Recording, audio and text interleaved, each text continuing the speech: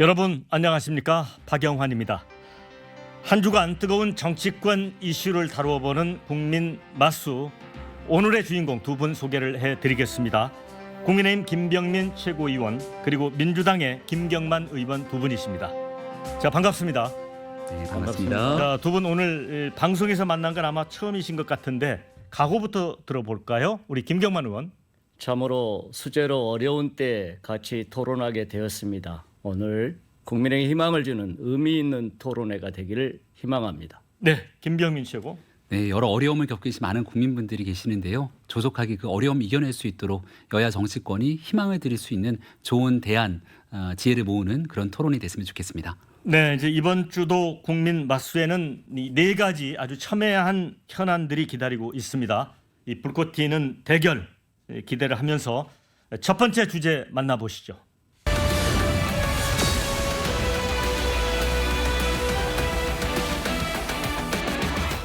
윤석열 대통령이 이 나토 정상회의가 열린 리투아니아 그리고 폴란드, 우크라이나를 방문을 했습니다. 자, 그런데 지금 전쟁이 열리고 있는 나라죠. 우크라이나를 전격 방문하면서 이 젤렌스키 대통령하고 이제 회담을 가졌습니다. 이게 일종의 이제 깜짝 방문이었는데 이걸 놓고 여야가 극명하게 엇갈린 입장을 내놓고 있습니다. 국민의힘은 자유진영 외교를 강화했다. 그리고 재건 사업 등 국익에도 도움이 됐다. 그러니까 두 마리 토끼를 잡았다. 이렇게 칭찬을 했고요. 더불어민주당은 러시아를 적대국처럼 대했다. 대한민국을 위험에 빠뜨릴 수 있는 행보다. 이렇게 비판을 했습니다. 자, 두 분에게 먼저 여쭤보겠습니다. 이게 안보 위협을 부르는 행보인지 국익을 위한 행보였는 건지 김병민 최고. 네, 누가 뭐래도 대한민국의 국익을 제일 중점적으로 하는 행보였다고 생각을 합니다. 지난날 있었던 5월달 젤렌스키 대통령이 윤석열 대통령에게 우크라이나 방문을 초청을 했고요. 젤렌스카 여사가 직접 친서를 보내기도 했습니다. 이 우크라이나 방문이라는 것은 이제 전시 중인 국가의 방문이기 때문에 그 일정을 사전에 공개하기에는 매우 어려운 측면들이 있다는 점들을 다 인지하고 있을 것 같습니다. 미국의 바이든 대통령의 방문뿐 아니라 G7 국가의 정상들, 기시다 총리까지 모든 정상들이 다 우크라이나를 찾았고 전 세계에 있는 수많은 정상들이 이미 우크라이나를 찾은 적이 있습니다. 그들 자유진영 세계든 모든 국가들이 다 러시아를 적대시하고 있기 때문에 우크라이나를 방문한 것이 아니라 조속한 전쟁 종식, 무력으로 타국을 침공해서는 안 된다고 하는 자유와 연대의 의지가 훨씬 더 강력하게 작용됐다고 저는 생각합니다. 그리고 더 나아가서 조속한 전쟁 종식 이후에는 우크라이나의 재건 사업에 여러 국가들이 앞다퉈서 힘을 합치게 될 텐데요. 우크라이나의 교과서를 보게 되면 대한민국의 한강의 기적이 우크라이나의 교과서에 실릴 정도로 전쟁을 겪었던 우리 대한민국의 눈부신 발전상에 대한 마음가짐들을 우크라이나가 다 갖고 있습니다. 이런 일들을 젤렌스키 대통령을 만나서 연대 의지를 표현하고 전쟁 이후 대한민국이 재건 사업의 주도권을 가질 수 있는 좋은 역할들을 가지고 왔다고 생각합니다. 네, 우리 김경만 의원요. 윤석열 대통령이 우크라이나 방문한 것이 경제적 재건 사업, 또 다른 중동 붐을 일으키자는 이 취지에 대해서는 공감하고 잘하셨다고 생각합니다. 다만 나토의 트렌드와 유럽의 트렌드와는 좀 반대 방향으로 가고 있지 않느냐. 윤석열 대통령이 실리 애교, 국익 애교, 균형 애교 차원에서 상대방을 적으로 돌리는 이러한 행위는 조금 자제돼야 되지 않느냐. 이런 입장을 말씀드리고요.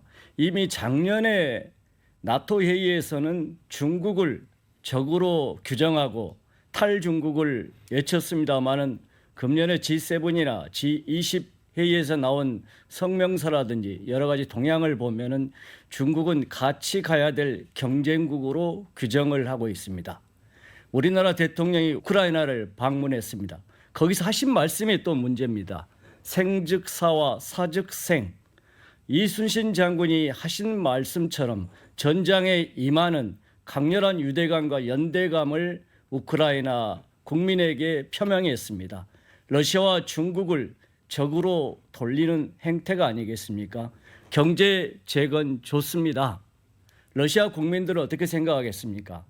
우리나라 대통령의 앞에서는 생즉사, 사즉생, 우크라이나 국민들을 그렇게 생각하는 발언을 하면서 뒤에서는 520억 달러에 달하는 경제 재건을 챙긴다.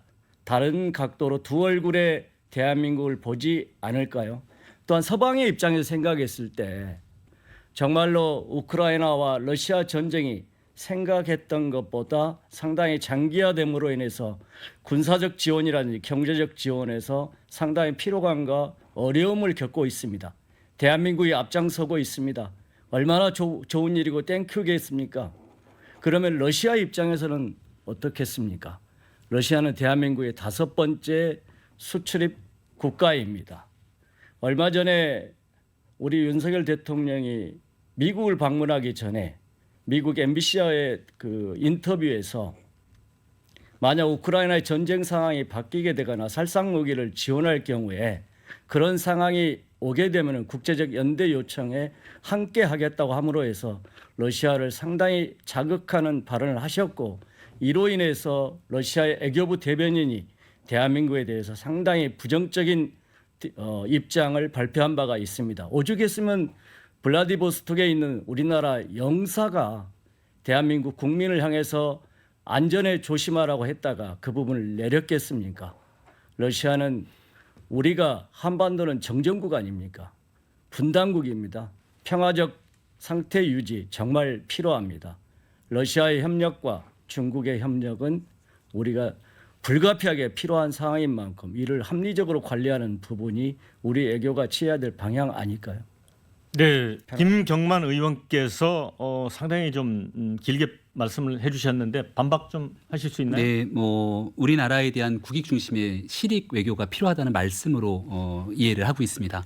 근데 이제 이런 얘기를 한번 드려보고 싶습니다. 우리가 전 세계의 유일한 분단 국가기도 하고 반세기가 넘는 전에 6.25 전쟁을 겪었죠. 개별적인 세계의 각 국가들이 저마다의 국가의 이익들을 생각했다면 대한민국의 참전에서 자유민주진영의 수많은 국가들이 피를 흘리고 이 자유민주주의를 지켜내기 위한 대한민국 전쟁에서 우리가 국제사회의 도움을 받을 수 있었을까에 대한 고민들도 분명히 필요할 겁니다. 전 세계의 자유민주주의를 지키기 위해 참전했던 수많은 국가들의 도움을 받고 그 힘과 함께 우리의 열정과 의지로 한강의 기적을 이뤄낸 우리는 대한민국이 글로벌 중추국가로서 힘을 갖고 있다고 생각합니다. 그런 측면에서 균형 외교 굉장히 중요하고, 박진 외교부 장관이 러시아를 자극하지 않으면서 또 러시아와 함께할 수 있는 외교적 공간도 여러 가지만 자유민주 진영 속에서 이 불법으로 우크라이나를 침공하고 있는 문제에 대한 문제인식을 분명히 하고 있다. 여기에 대한 인도적 지원을 하고, 또 걱정하고 있는 사람들은 살상무기 지원하는 것 아니야라고 이야기하고 있습니다만, 여기에 대해서 살상무기 지원이 아니라 군사적 지원이 있더라도 비살상으로 통한 우크라이나에 필요한 무기의 지원들이 일부 이루어지고 있다는 점, 비살상에 관한 부분들을 분명하게 짚고 있다는 점을 다시 한번 말씀드리겠습니다. 그리고 생즉사 사즉생에 대한 발언이 문제가 있는 것 아니냐, 이제 이런 말씀을 주셨는데요. 우크라이나의 젤렌스키 대통령이 이런 얘기를 한 적이 있습니다. 먼저 윤석열 대통령과의 만남에서도 이야기를 꺼냈고, 또 그 전에도 회자됐던 젤렌스키 대통령이 가장 인상이 깊었던 발언은 나는 대통령으로서 죽음을 두려워할 권리가 없다라고 하는 이 발언은 이미 전 세계 시민들에게 많은 울림을 갖고 있는 발언이죠. 여기에 대한 젤렌스키 대통령의 발언을 통해서 대통령에게 화답하는 내용의 메시지인데, 이걸 현재 타국이 문제를 삼지 않음에도 불구하고 국내 정치권에서 먼저 윤석열 대통령이 뭔가 잘못된 발언을 꺼낸 것처럼 이야기한다는 것은 정치적인 메시지에 불과할 수 있다라는 점을 짚고요. 오히려 과거 대통령 선거 당시에 젤렌스키 대통령이 코미디언 출신의 정치 초보여서 우크라이나의 위험을 초래한 것처럼 얘기했던 이재명 대표가 후보 시절 했던 발언 때문에 오히려 국제적인 더 큰 망신을 샀던 점들을 짚지 않을 수가 없다고 얘기 드리겠습니다. 네, 이제 그 부분은 거기까지 듣도록 하고요. 이제 하필이면 대통령이 이제 무박 3일 동안 우크라이나를 방문을 했는데 이제 국내에 이제 수해 피해가 발생을 했습니다. 그래서 이 순방 연장을 놓고 여야 간에 또 서로 공방이 오갔습니다. 이런 부분은 어떻게 보시는지 1분 정도만 의견을 듣겠습니다. 김경만 의원님. 노무현 대통령은 운명이다라는 저서에서 대통령은 비가 와도 내 책임이고 비가 오지 않아도 내 책임이다. 대통령은 그런 자리다고 하면서 무한 책임을 강조하셨습니다. 자, 윤석열 대통령 현장을 보기 위해서 우크라이나 가신 것은 좋습니다. 하신 말씀이 국민들의 마음을 아프게 하고 있습니다. 내가 당장 서울로 간다 할지라도 상황은 변하지 않을 것이다. 그렇다면은 거꾸로 물어보겠습니다. 대통령께서 우크라이나 다녀오셨습니다. 우크라이나 그 어려운 상황에 다녀오셨는데 현지 상황이 변하셨습니까? 정말 국가 재난의 컨트롤 타워로서 리더로서 대한민국 국민을 어디에서 지휘하셔야 되겠습니까? 내가 있는 곳이 중대본이고 내가 있는 곳이 현장 지휘소라고 말씀하는 부분은 공감을 합니다만은 우크라이나에 계셨어야 됩니까? 아니면은 우리나라 수해 현장에 있어야 됩니까? 그걸 공무원들에게 그 책임을 또 이야기하는 것 자체가 문제지 않습니까? 네, 자 우리 김병민 씨하고. 이제 대통령의 발언이 아니라 대통령실 핵심 관계자의 발언이 있고 난 다음에 일부 국내 정치권에서 여기에 대한 비판에 대한 문제 제기를 하셨다고 생각을 합니다. 저는 윤석열 대통령의 우크라이나의 방문 속에서 대한민국의 수혜상을 보고받고 원격으로 또 화상으로 여러 가지 지시사항을 내리고 이를 극복하기 위한 노력을 했습니다만 그 누구보다 마음이 무거웠을 거라고 생각합니다. 하지만 이 우크라이나 방문 일정이라는 게 어느 날 급작스럽게 잡힌 깜짝 방문이 아니라 우크라이나를 가기 위해서 수차례 조정하고 또 만들어왔던 기존에 있었던 일정의 과정들이 있었던 것 같고요. 조태용 안보실장의 이야기를 들어보니 이미 이제 우크라이나로 가기 위한 열차를 타고 난 다음 그 열차가 한참 진행되고 나서 돌리기 어려운 시간에 대한민국에 대한 인명피해가 꽤나 커졌던 것으로 알고 있습니다. 아마 수해 현장으로 누구보다 제일 먼저 달려와서 이 모든 일들을 함께하고 싶은 마음이 컸겠지만 이미 진행되고 있는 일정 상황 속에서의 고민이 있었을 거라 생각하고 나머지 있는 국내에서의 재외 현장에 대한 진두지휘 이 한덕수 총리를 비롯한 시스템에 근거해서 할 수 있기를 여러 가지 지휘를 하면서 우크라이나에서 꼭 해야 되는 일정들을 소화한 것이 아닌가 생각합니다. 자, 이제 김건희 여사가 이제 순방 중에 그 쇼핑을 한 거에 대해서도 이제 여러 가지 이제 말들이 오갔습니다. 그런데 이제 대통령실에서 최초에 호객 행위 때문에 방문했다 이런 해명이 나왔었고요. 또 그 이용 국민의힘 의원 같은 경우는 리투아니아가 이제 섬유 패션 수출 2위 국가다. 그래서 문화 탐방의 일환이다. 또 성일정 의원은 호객행위 말한 사람이 없는데 보도가 됐더라 이런 얘기 있었고 박지원 전 국정원장은 이렇게 대통령을 옹호하는 게 망치고 있다. 잘못이다. 퍼스트레이디가 인접국가 전쟁 중에 명품 숍을 갔다는 것 자체가 문제다. 이렇게 비판했습니다. 자, 김경만 의원님 이거 정말 문제입니까? 문제긴 문제죠. 여러 가지 집중적인 수해로 인해서 국민의 44명 내지 45명이 돌아가셨고요. 또 많은 분들이 이재민이 발생한 상황입니다. 분명 말씀하신 대로 수재가 발생한 시점과 우크라이나 방문 또는 리투아니아 방문 이 시점이 조금 차이가 있는 것은 사실입니다. 그러나 대통령과 영부인이 해외 순방을 하고 국익 활동을 할 때는 분명한 이유가 있습니다.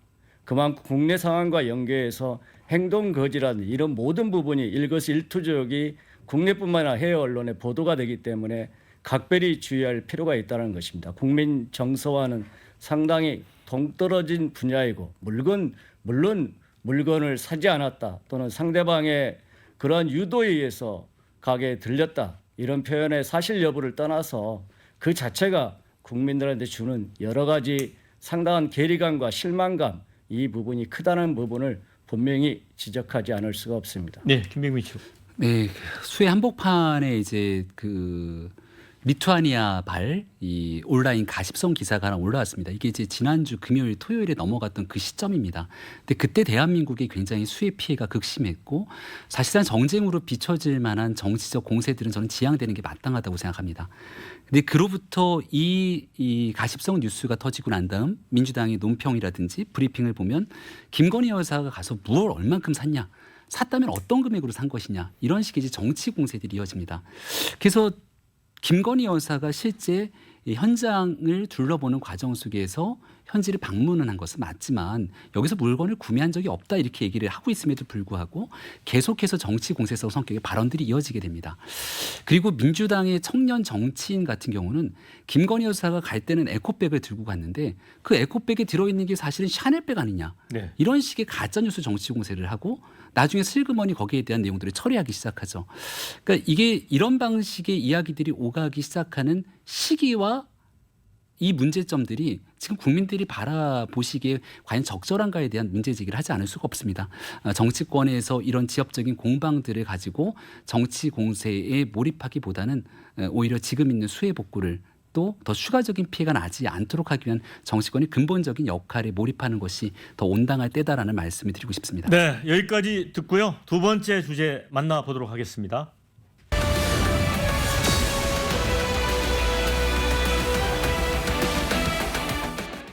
이 14명의 안타까운 목숨을 앗아간 오송 지하차도 참사, 지금 인재라는 정황들이 계속 드러나고 있습니다. 그러나 충북도청, 청주시 행복청, 경찰, 소방 다 내 책임이 아니라고 합니다. 결국 이제 수사팀이 구성이 됐고요. 여기서 밝혀지겠지만 참사 발생 4시간 30분 전에 홍수경보 발령이 됐습니다. 신고도 여러 건 112, 119에 접수가 됐어요.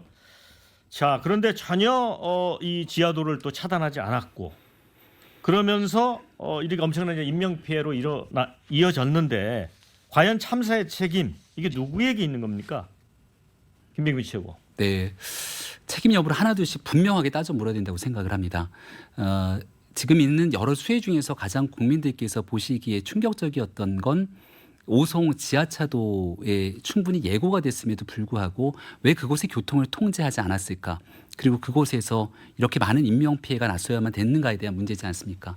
사건이 불거지고 난 다음 청주는 청주시대로, 충북은 충북대로, 또 여기에 대해 신고가 들었던 경찰은 경찰대로 서로의 책임을 회피하고 있습니다.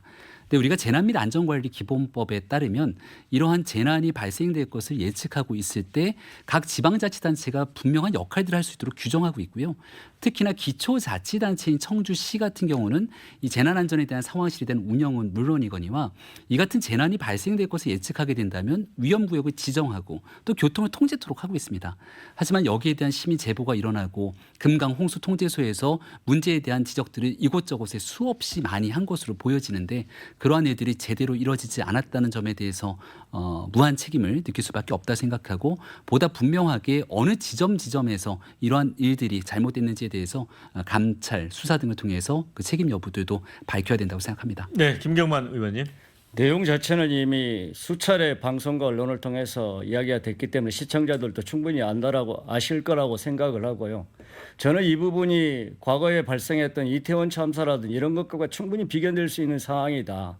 이런 큰일이 발생했음에도 불구하고 대통령과 장관 또 지자체장 어느 누구의 책임도 아니고 어느 누구의 책임이라고 스스로 고백하는 사람도 없습니다. 불과 몇 년 전에 부산 지하차도 사건이 발생했고 그때도 도로 통제를 위한 자동 안전 시스템의 도입 강조했습니다. 실제 도입하는 데는 한 군데밖에 없다라고 언론을 통해서 알고 있습니다. 이건 정말 우리가 선진국의 문턱에 있는 나라로서 매년 반복되는 후진국형 재난이 아닌가 생각하고 더 나아가서는 안전 불감증이 나온 전형적인 인재다. 그리고 두 번째로는 사실 이게 우리 김 최고도 말씀하셨습니다. 행정 참사다. 불과 우리가 군산시하고 청주시 예를 들 수가 있을 것 같아요. 군산시는 전 공무원이 14일 일치 단결해서 철야 근무를 했고 위험 지역에는 미리 점검하고 안전 대피를 철저하게 했습니다. 수많은 그 폭우가 내렸음에도 불구하고 인명사고가 한 명이라도 났다는 이야기를 언론을 통해서 알려지지 않고 있습니다.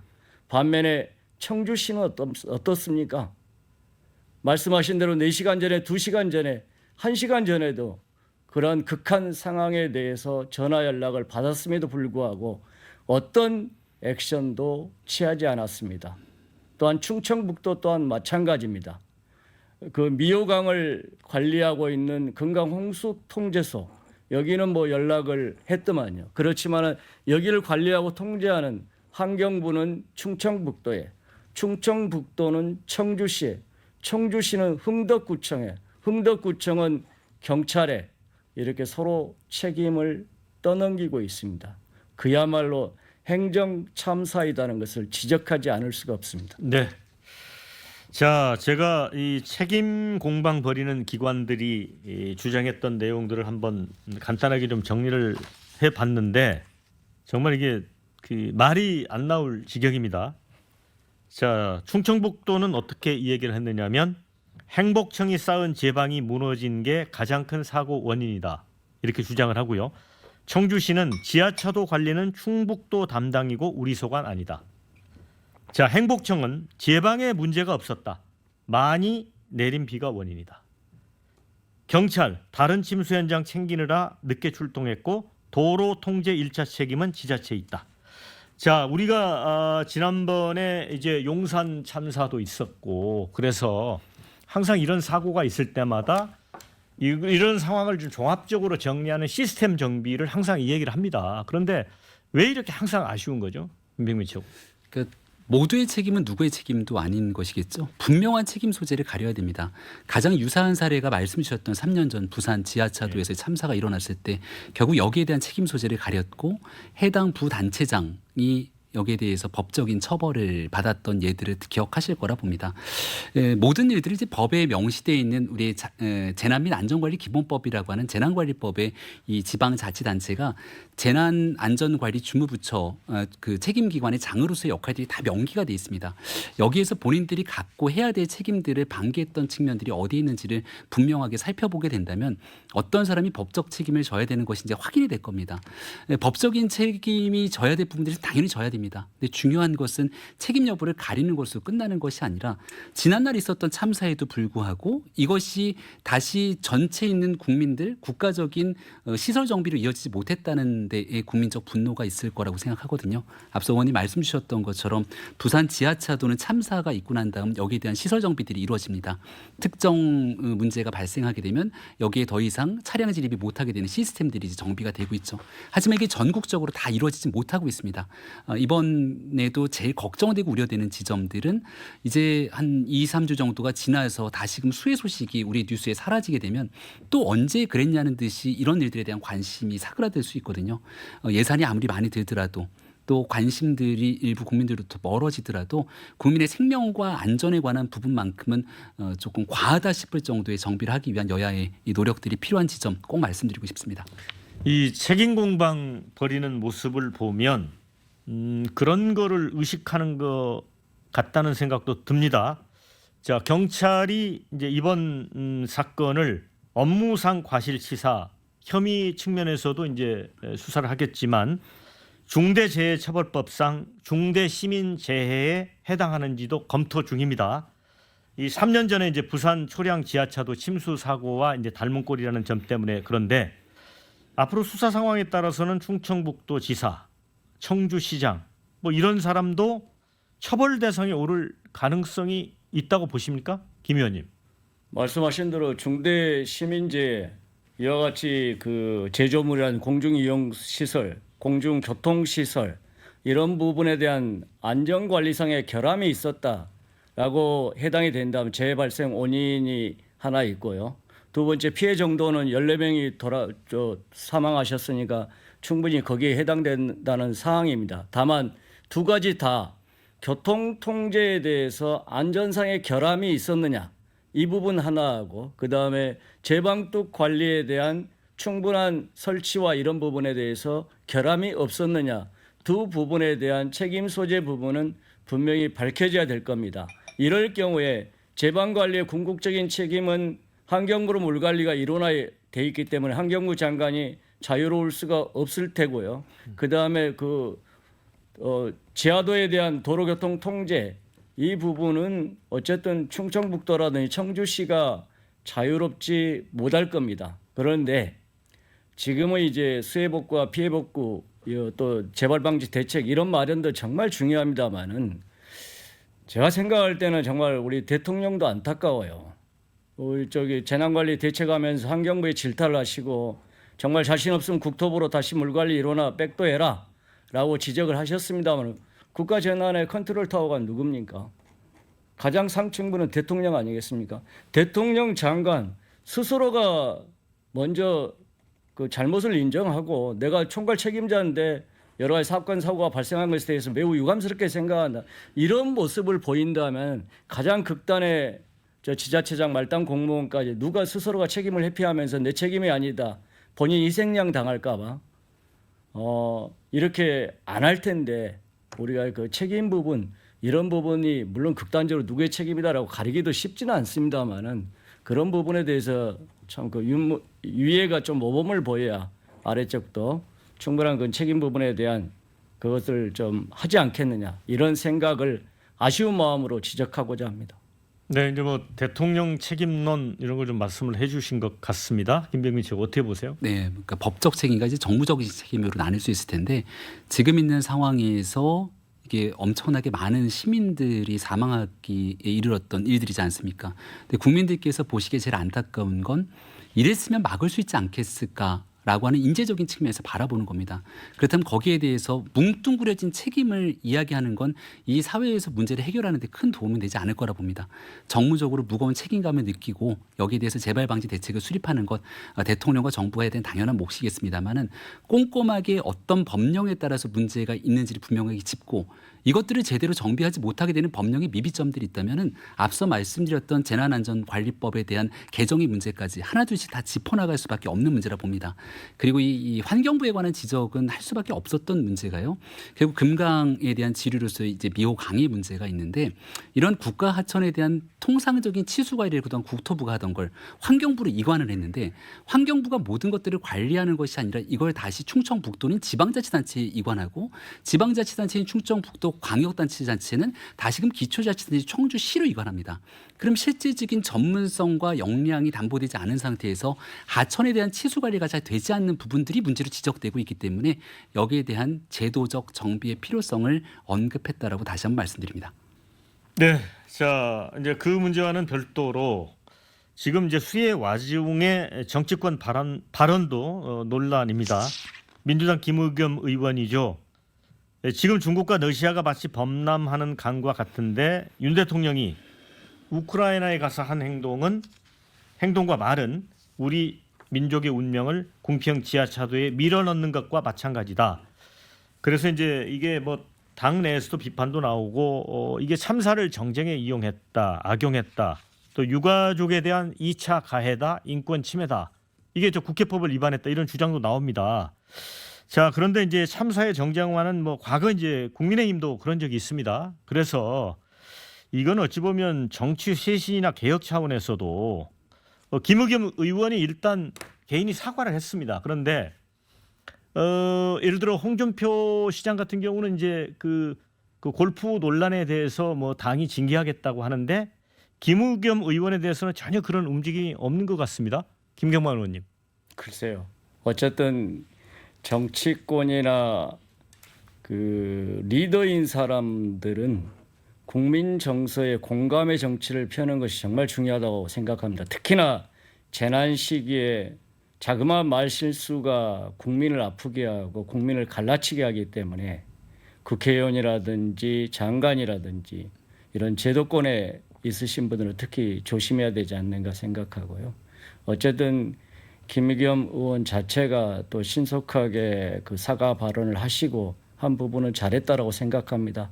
우리 또한 언제든지 그런 설화에 휘말릴 수 있는 개연성이 있기 때문에 국민의 정서를 아우르면서 그들의 눈높이에 맞는 정치와 행태를 보여야 되지 않을까 저도 조심스럽게 반성해 봅니다. 네, 김병민 최고위원. 뭐 사과하면 족합니까?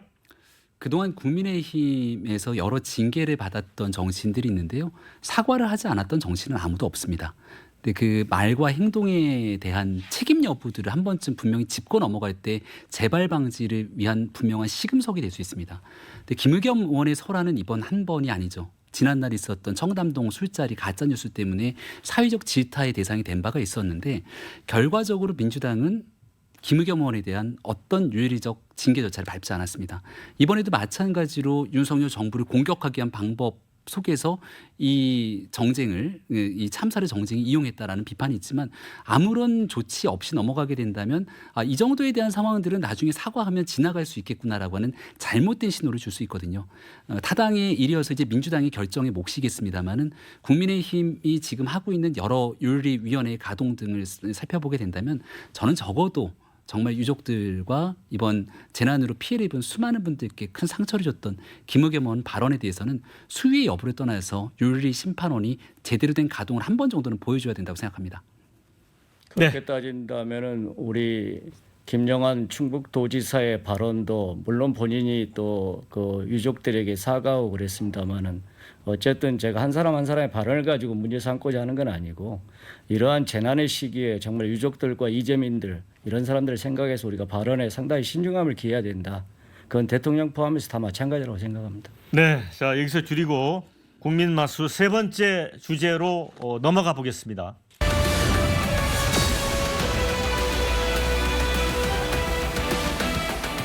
네, 출범 한 달 더불어민주당 김은경 혁신위원회가 민주당의 불체포 특권 포기 쇄신안 수용으로 첫 발을 뗐습니다.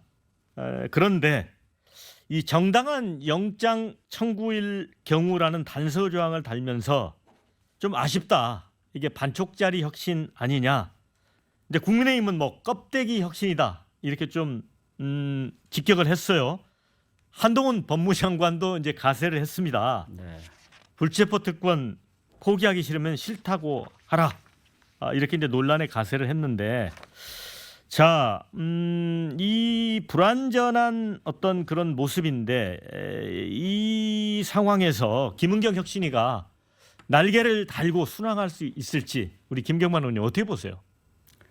순항해야죠. 또 그러한 목적 때문에 혁신위가 발족을 했으니까요. 다만 늘 이제 문제가 있는 곳에서 혁신위가 발족하고 그러는데 실제적으로 이렇게 제대로 성공한 케이스는 한번 사례를 살펴봐야 되겠습니다. 다만 지금의 입장에서는 혁신위가 성공적으로 이렇게 제 역할을 감당할 수 있도록 도와주고 서로 참여하는 것이 필요하다고 보여지고요. 어쨌든 그 불체포 특권 이 부분 언급하셨습니다만 이 부분은 잘 아시다시피 여러 가지 헌법상에 보장된 권리이고 이 부분에 대해서는 실질적인 담보를 하려면 개헌을 통해서 그걸 효력을 발휘할 수가 있거든요. 그리고 또 여러 가지 과거의 군사 독재 시절의 여러 가지 체포영장의 그 남발 이런 것으로부터 입법권을 좀 보호하자는 취지에서 이 제도가 도입된 것으로 알고 있고 최근의 상황에 대해서 민주당이라든지 야당 쪽에서는 이런 검찰의 여러 가지 그 독재 그리고 검찰 정권 이런 쪽에서 좀 그 체포영장이나 이런 부분이 상당히 좀 자주 발급되지 않느냐 이런 유기의식이 있는 것이 사실입니다. 그럼에도 불구하고 국민과 이런 쪽에서는 민주당의 방탄정당, 부도덕 정당, 그래서 도덕성의 회복 이런 요구사항이 많았고 그런 것이 혁신위를 통해서 당에 전달이 됐고 그래서 이런 부분이 좀 심도 있게 토론이 됐는데 결국은 조금 이제 그 정당한이라는 단어 때문에 여러 가지 부분들이 전제 조건이 있기 때문에 그 취지가 좀 희석이 되는 듯한 그런 공격을 많이 받습니다만은 어쨌든 결의 선언이든 당론이든 간에 대국민 앞에 선언한 거 아니겠습니까? 이것은 아마 약속은 지켜질 것으로 저는 기대합니다. 네, 김병민 최고. 아마 조만간 그 결과가 돈봉투 사건에 연루되어 있는 것 아니냐 생각되는 의원들이 혹시나 모를 구속영장 청구, 체포동의안이 올라오게 될 경우 또는 이재명 대표 최근에는 이화영 이 부지사의 발언 때문에 또 도마 위에 올라 있는데 혹시 모를 영장이 청구될 경우 민주당의 진정성이 무엇인지가 국민 앞에 국회를 통해서 보여지게 될 거라고 생각합니다. 국민의힘 입장에서는 당연히 비판할 것이라고 생각하겠습니다마는 민주당이 가장 뼈아픈 대목은 정의당까지도 나서서 이러한 정당한이라는 용어를 쓴 불체포 특권을 내려놓겠다고 하는 혁신 결정에 대해서 매우 날선 비난들을 쏟아냈다는 점이라고 생각합니다. 그 정당한 영장 청구에서 정당한의 결정을 과연 누가 하게 될 것인가? 저는 영장 청구가 정당했는지 부당했는지를 판단하는 건 결국 영장 실질 심사를 통한 사법부의 판단이라고 생각을 합니다. 대한민국 국민이라면 누구나 다 검찰의 수사가 여기에 대해서 강압적이었는지 여부들을 떠나서 법 앞에 평등하게 그 수사의 잣대에 오를 수밖에 없는데요. 국회의원이라고 하는 그 신분 속에서 영장실질심사를 받으러 가는 길조차 막아세우는 거를 방탄이라고 얘기를 하고 있고, 이재명 대표가 지난날 교섭단체 대표연설을 통해서 스스로가 이야기를 또 꺼내놨던 부분들이 있기 때문에 조금 어줍잖게 내놨던 이 어정쩡한 정당한이라는 용어가 들어간 불체포 특권 포기가 국민들로부터 나선 지탄을 받게 된 것 아닌가 싶습니다. 네, 어쨌든 진통 끝에 나온 선언이니까, 그리고 여론에 의한, 국민의 눈높이에 의한 판단이 있을 것이라고 말씀을 누차 강조했지 않습니까? 정당은 총선이라든지 여러 가지에 의해서 국민의 심판을 받습니다. 대국민 선언의 메시지를 갖는 불체포 특권 내려놓기, 이 부분이 지금 말씀하신 여러 가지 우려의 체포영장 등장 시에 어떻게 할 것인가, 그건 판단을 받으면 되지 않겠습니까? 네, 이제 김은경 혁신위원장이 이 다음 혁신으로 공천룰 대의원제 폐지 사안을 다룰 거를 지금 예고를 하고 있습니다. 그런데 제가 이제 민주당의 젊은 정치인들 이렇게 만나보면 공천룰과 관련해서 이제 당내 586 의원, 586 기득권, 그 다음에 또 현역 의원 중심에 이런 거에 대해서 뭔가 좀 그 새로운 그 룰이 나와야 된다 이렇게 주장하는 사람이 많거든요. 김 의원님 어떻습니까? 공천 룰 개정, 솔직히 말씀드려서 당내에 뜨거운 감자입니다. 개파 간 갈등을 이야기할 수 있는 부분이고요. 지금 말씀하신 대로 이게 민주당의 586 기득권 정당, 그리고 기존 국회의원들의 기득권 지키기, 이런 것으로 많이 이제 포장돼 있고 알려져 있지 않습니까? 반면에 이제 공천 룰 부분은 이미 그 이전 이해찬 당대표 시절도 시스템 공천이 확립이 돼 있고, 여기에 도덕성 부분을 강화해서 근본 개정을 해서 확정돼 있거든요. 그럼에도 불구하고 혁신위가 등장하면서 여러 가지 당내 홈페이지를 통해서 젊은 당원들의 개정 요구가 빗발치고 있다는 걸 알고 있습니다. 따라서 혁신위 출범 시에 이재명 당대표도 혁신위가 추구하는 이슈에 제한이 없다라고 말씀을 드린 바가 있고, 또한 김은경 혁신위원장도 국민이 원한다면 그러한 높이에서 여러 가지 이슈를 다룰 수가 있지 않느냐 이렇게 이야기했기 때문에 어떤 방향으로든 대의원제 폐지와 공천 룰에 대해서는 한 번쯤 이슈가 돼서 손보지 않겠는가 이렇게 생각을 합니다. 네, 뭐 김병민 최고는 이 부분은 말씀하실 게 없을 것 같아서 네, 민주당 얘기니까요. 다음 질문을 네. 드리겠습니다. 자, 그런데 이제 김은경 위원장의 최근에 어떤 발언, 이게 다시 또 당내에 그 소통 방식과 관련해서 갈등을 부르는 측면이 있는 것 같습니다. 이낙연 전 대표를 향한 말들이 있었어요. 뭐 이런 얘기를 했습니다. 자기 계파 살리려 정치적 언행하는 건 부적절하다. 그렇지 않을 거라고 기대한다. 자, 이낙연 전 대표도 어떤 역할을 해야 할지 아실 것이다. 분열은 혁신 대상이다. 뭐 사실은 보면 다 맞는 말씀이세요. 그런데 30 의원이죠. 이낙연 의원 측근은 그 이재명 지키기 혁신이 아니냐. 그러니까 굉장히 좀 거칠게 비판했거든요. 이런 게 혁신이가 앞으로 쭉 그 순풍에 도출다고 나아가는데 좀 장애가 되지 않겠어요? 일부 김은경 혁신위원회 출범에 대해서 일부 당내에서는 좀 친명계 위주로 이렇게 돼 있다라는 비판이 없지 않았던 것은 사실입니다. 그렇지만은 김은경 혁신위원장이 어느 특정 계파의 또 특정 대표의 좌지우지 이럴 사람으로는 저는 생각하지 아니하고요. 또한 김은경 혁신위원장이나 당에서 가장 강조하는 것은 통합과 혁신입니다. 계파 간 갈등이라는 여러 가지 갈등을 촉진할 수 있는 이런 부분으로 발언과 행위를 굉장히 자제해달라고 부탁하고 있고, 본인 스스로가 본인의 말씀을 들어보면은 그 이낙연 대표에 대해서 그런 발언을 한 것은 맞지만 전후 맥락으로 봤을 때 당의 어른으로서 통합과 혁신을 좀 그 이끌어달라, 갈등 부분은 최소화시켜달라 이런 뜻으로 발언을 하셨는데, 발언의 전후 맥락은 빠지고 그 부분만 딱 편집돼서 하다 보니까 마치 김경희 혁신위원장이 우리 그 이낙연 대표를 상당히 좀 공격하는 듯한 그렇게 한 것에 대해서 본인도 유감이라고 말씀하셨고 모든 언론에서 이낙연 대표와 이재명 대표 간의 관계를 좀 갈등 관계로 표현을 하고 있습니다. 그래서 그런 부분들은 혹시나 김은경 혁신위원장도 본인의 의도는 그거 아니었지만은 그렇게 편집돼서 발언할 수 있는 부분은 조금 자제돼야 되지 않는가 생각을 합니다. 네, 지금 이제 여의도 정치권에는 지금 명락회동이 이재명 대표와 이낙연 전 대표 회동이 물론 이제 수혜라는 그런 공식적인 언급은 있었습니다만은 두 번 이제 미끄러지면서 네. 또 여러 가지 뒷얘기가 나오고 있습니다. 김병민 최고, 네. 이 부분과 관련해서는 국힘도 좀 촉각을 좀 곤두세우고 있는 거 아닙니까? 이낙연 전 대표가 이제 들어왔을 때부터 사실 민주당 내에 있는 여러 분열의 목소리들이 들리기 때문에 내년 총선을 앞두고 이제 민주당의 상황에 대해서 당연히 관심을 가질 수밖에 없다고 생각을 합니다. 근데 이제 그 두 정치인 간의 만남이 수혜 때문이지만 불발이 됐는데 오히려 각 지지층에서는 더 반기는 목소리를 낸다는 것이 저는 민주당이 갖고 있는 근본적인 문제라고 생각하거든요. 만나서 두 정치인이 밥도 먹고 이야기 나눌 수 있겠습니다만은 근본적인 갈등의 고리를 해소하지 않는 한 지지층의 화학적인 결합이 어렵게 되지 않겠냐는 지적들이 있어서 이걸 가져오게 된 근본적인 그 원인이 무엇인가를 되짚어 돌아가면 지난 대통령 선거 경선 당시 있었던 대장동 의혹을 제기했던 이낙연 전 대표 행동과 또 여기에 대해서 이를 극구 부인했던 이재명 대표에 대한 모습들이 여전히 남아 있는 것 아니겠습니까? 그래서 이런 일들을 어떻게 털어낼 수 있을지에 대한 문제가 결국 민주당의 갈등 봉합의 시금석이지 않을까라고 밖에서는 바라보고 있습니다.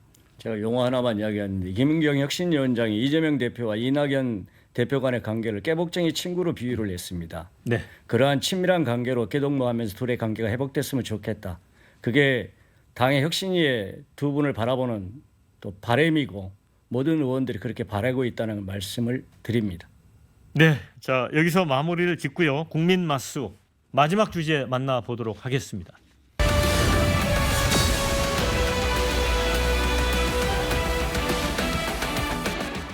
네, 지난 15일입니다. 경북 예천에 이제 폭우로 큰 산사태가 났습니다.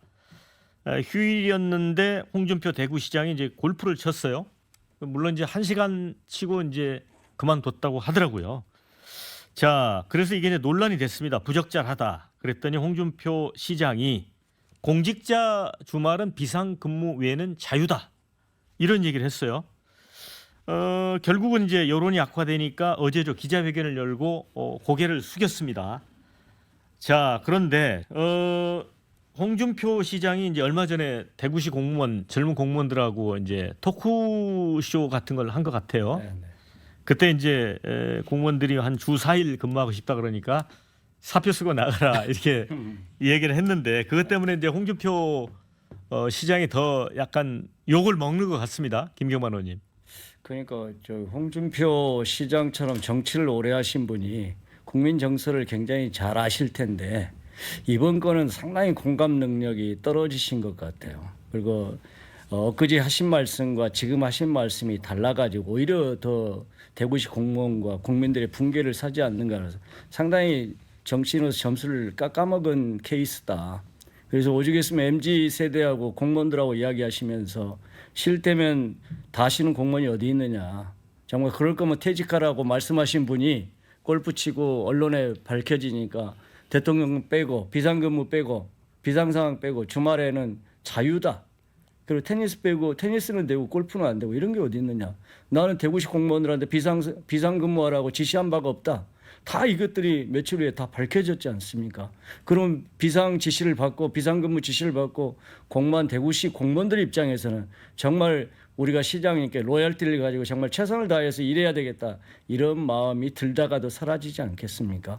그리고 또 다른 국민들은 어떠하겠습니까?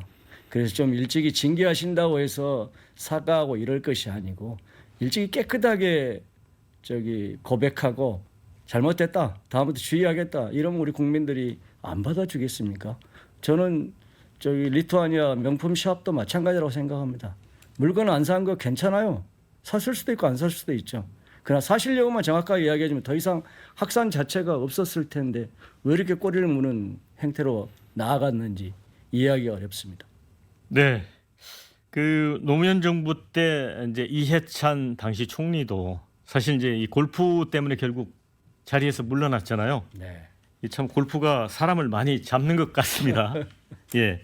자, 그런데 이제 국민의힘이 이제 홍준표 시장에 대해서 속전속결로 선제적 조치, 그러니까 징계를 하겠다 이렇게 나선 것이 첫 번째는 이제 여론이 물론 악화됐다는 점이 하나 있지만 그래서 이제 당의 악재가 되는 걸 막겠다 그런 선제적 측면이 있는가 하면 또 다른 해석도 있어요. 일각에서 왜 김기현 대표와의 그 앙금이 있거든요.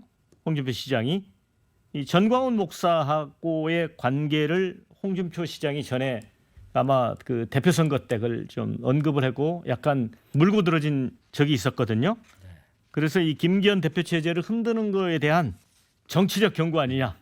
김병민 최고 어떻게 보세요? 전혀 동의하기 어렵다라는 점을 말씀드리는 게요. 김기현 지도부 출범하고 난 다음에 이제 황정근 윤리위원장 체제가 윤리위원회가 들어옵니다. 김기현 대표와 함께 지도부를 꾸리는 중요한 최고위원의 위치가 있는데 김재원 최고위원과 태용호 최고위원이라고 하는 지도부의 주요 인사들도 발언에 관한 문제 때문에 국민적 눈높이에 어긋났다고 판단이 됐고 여기에 대해서 엄중한 윤리위원회 중징계 결정이 내려진 바 있습니다.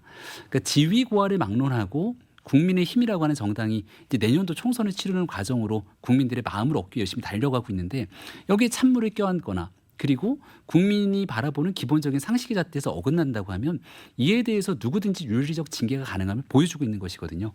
앞서 설명드렸던 것처럼 우리 당의 윤리 규정이 명확하게 규정 짓고 있는 바가 있고 이 내용을 그냥 아무런 일이 없다는 방식으로 넘어가게 된다면 국민들께서 국민의힘을 바라봤을 때 비가 와고 수해가 왔는데 골프 쳐도 아무런 문제가 없는 정당인이라고 하는 잘못된 오해나 시그널을 줄 수 있는 것 아니겠습니까? 여기에 대한 원칙에 기반해서 이야기를 했다는 점을 말씀을 드리고요. 오히려 과거 김재원 최고위원에 대한 징계가 반드시 필요하다고 이야기를 꺼냈던 게 홍준표 시장이기도 합니다. 이제는 역으로 징계를 받은 김재원 최고위원이 홍준표 시장의 문제를 얘기하고 있는데 앞서 정치인의 말과 행동의 일관성을 얘기해 주신 것처럼 그러한 잣대로서 똑같은 황정근 윤리위원장이 이끄는 윤리위원회가 적정 수준의 객관적인 판단할 거라고 생각합니다. 더불어민주당 대구시당은 이 포구에 골프 치러 간 홍 시장 제정신인가 이런 논평을 냈습니다. 그리고 이제 국무총리는 총리실 공직기강팀의 즉각 명령에 홍 시장에 대한 직무 감찰을 진행하라 이렇게 촉구를 했습니다. 김경만 의원님, 뭐 이 정도 해야 됩니까? 어쨌든 그 국민의힘은 잘못된 부분에 대해서는 윤리 그 회의를 통해서 일벌백계하는 강단 있는 모습을 보인 것이 과거의 사실이고요. 그래서 여러 가지 기준에 맞춰서 이번에도 그러한 액션을 취하지 않을까 생각을 합니다. 다만 그 홍준표 시장이나 우리 저 김기현 대표도 약간의 구설수가 있었지 않습니까? 미국 다녀오시고 난 다음에 수해 현장 가셔가지고 여기 민원 상담하고 난 다음에 바로 뜸으로 해서 민원인들의 원망을 샀지 않습니까? 그러려면은 사진 잠깐 찍으시려고 오셨느냐? 저기도 마찬가지죠. 원희룡 장관도 그때 견인 차량 맞고 잠깐 또 이렇게 뭐 한 것이 인터뷰하신 것이 또 가십으로 나왔지 않습니까? 그래서 물론 과거에 이렇게 사례를 찾아보니까 그 산불 사고 났을 때 김진태 지사도 뭐 연습장 가가지고 가십거리 오르고 그랬습니다만은 별 문제는 없이 넘어갔죠. 그러니까 홍준표 시장도 좀 일찍이 좀 사과하고 그랬으면은 별 문제 없이 넘어갔을 상황을 상당히 판을 키웠다 이렇게 생각을 합니다. 네, 근데 이제 홍준표 시장은 거침없는 발언 때문에 막말 준표 이런 이제 별명을 지닌 이제 트러블 메이커면서도 약간 코믹한 이미지 때문에 또 인기가 있었습니다. 그리고 이제 홍카콜라로 알려진 아주 시원한 그 말 때문에 팬덤도 있고요. 그런데 김병민 최고 이 대권 행보에 빨간불이 켜지는 겁니까 이번 일로? 그래서 이제 홍준표 시장을 좋아했던 분들도 이번에 정무적 판단에 대해서 이해하기 어렵다는 얘기를 하신 분들이 많았거든요. 우리가 대구 경북을 합쳐서 TK라고 부르지 않습니까? 근데 지금 대구에는 괜찮다고 하지만 이 K로 볼 수 있는 경북 지역에 산사태를 비롯해서 엄청난 피해가 나서 고통을 겪고 있는 이 국민과 당원분들이 계십니다. 얼마 전까지 대권 주자로서의 모습을 보였고 지금도 아마 홍준표 시장을 잠재적인 대권 주자로 보시는 분들이 많을 건데 우리 대구는 괜찮다가 아니라 바로 옆에 있는 경북 더 나아가서 충청도의 피해 이런 모든 것들을 폭넓게 고민하기 시작한다면 여기에 대해서 내가 대구시장으로 무엇 할 수 있을까에 대한 고민하는 게 우선이거든요. 과거 우리가 코로나 초창기가 터졌을 때 대구가 큰 어려움에 봉착했습니다. 하지만 그게 대구의 일이라고 생각하지 않고 수많은 사람들이 그 대구의 위기를 극복하기 위해서 자원봉사자들과 함께 많은 분들이 달려갔습니다. 지방자치단체장은 할 수 있는 행정 지원 등의 역량들을 많이 갖고 있어요. 특정 지역이 감당하기 어려운 일들이 일어나면 인근에 있는 지자체에서 갖고 있는 행정력을 동원해서 도와줄 수도 있습니다. 이런 공감 능력들을 조금 더 확보했더라면 어땠을까라고 하는 생각이 들어서 앞으로 홍준표 시장이 이끄는 대구시정이 그런 부분들을 더 폭넓게 보완할 거라고 기대하고 있습니다.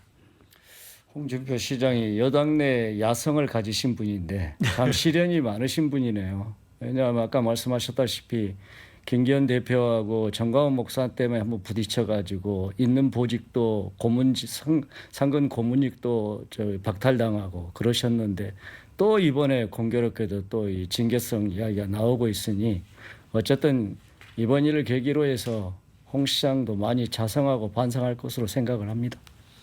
자, 이제 마무리해야 할 시간입니다. 30초씩 시간 드릴 테니까 특히 우리 시청자들에게 강조하고 싶은 말씀 있으면 듣도록 하겠습니다. 먼저 김경만 의원님.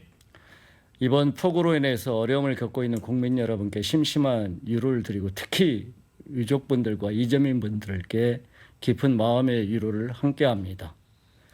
하루빨리 여야가 마음을 함께 모아서 신속한 피해 복구 지원과 대책 마련에 힘을 더해야 할 때입니다.